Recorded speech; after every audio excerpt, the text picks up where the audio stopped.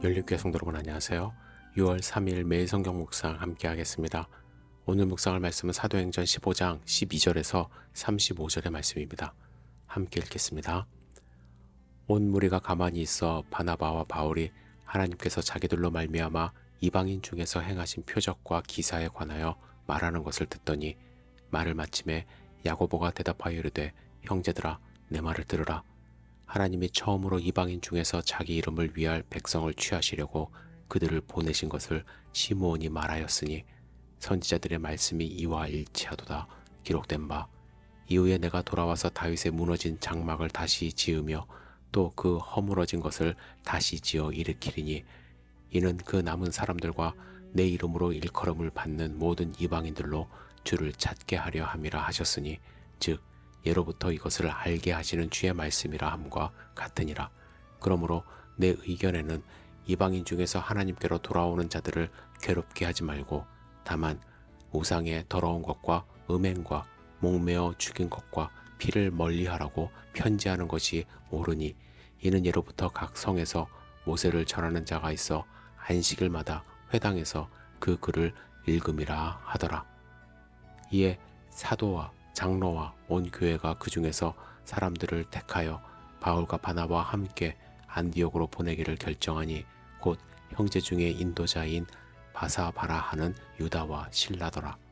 그 편에 편지를 붙여 이르되 사도와 장로된 형제들은 안디옥과 수리아와 길리기아에 있는 이방인 형제들에게 문안하노라. 들은즉 우리 가운데서 어떤 사람들이 우리의 지시도 없이 나가서 말로 너희를 괴롭게 하고 마음을 혼란하게 한다 하기로 사람을 택하여 우리 주 예수 그리스도의 이름을 위하여 생명을 아끼지 아니하는 자인 우리가 사랑하는 바나바와 바울과 함께 너희에게 보내기를 만장일치로 결정하였노라.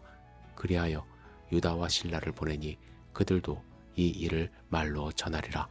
성령과 우리는 이 요긴한 것들 외에는 아무 짐도 너희에게 지우지 아니한 것이 옳은 줄 아노니 우상의 제물과 피와 목매어 죽인 것과 음행을 멀리할지어다.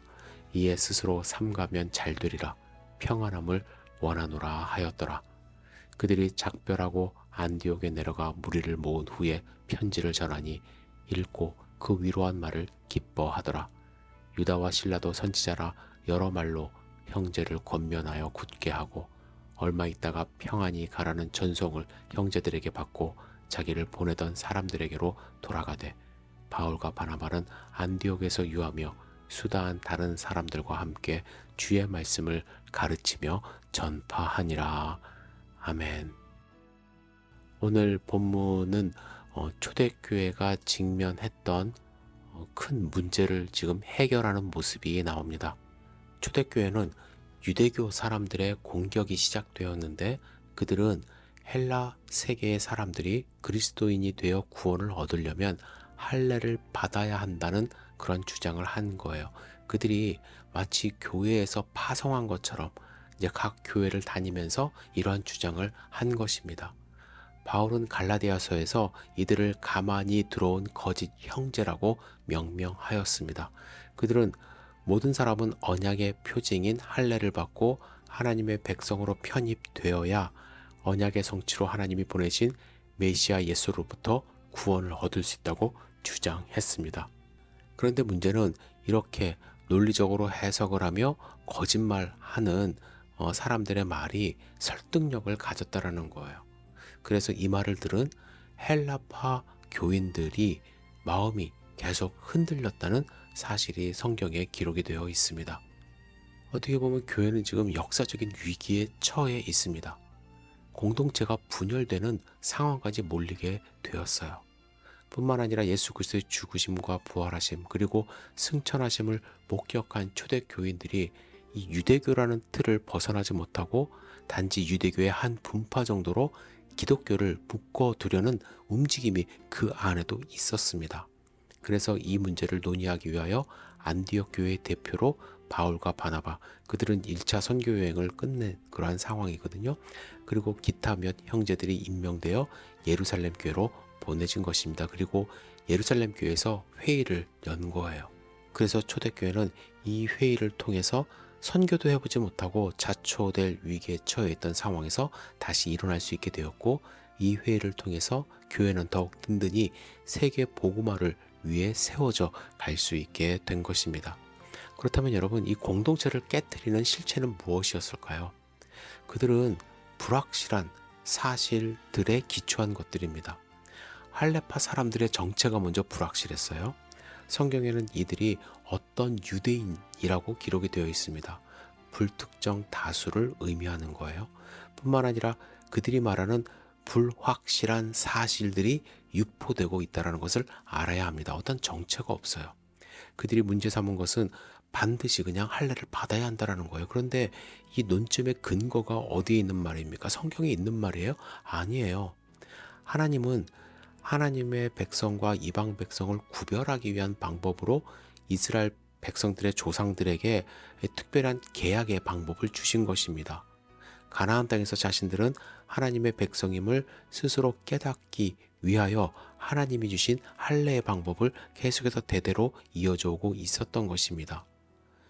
뿐만 아니라 아브라함과 족장들이 가나안 땅에 살면서 그 땅에 살고 있는 다른 사람과 구분하는 방법으로 주신 의식이 바로 이 할례예요.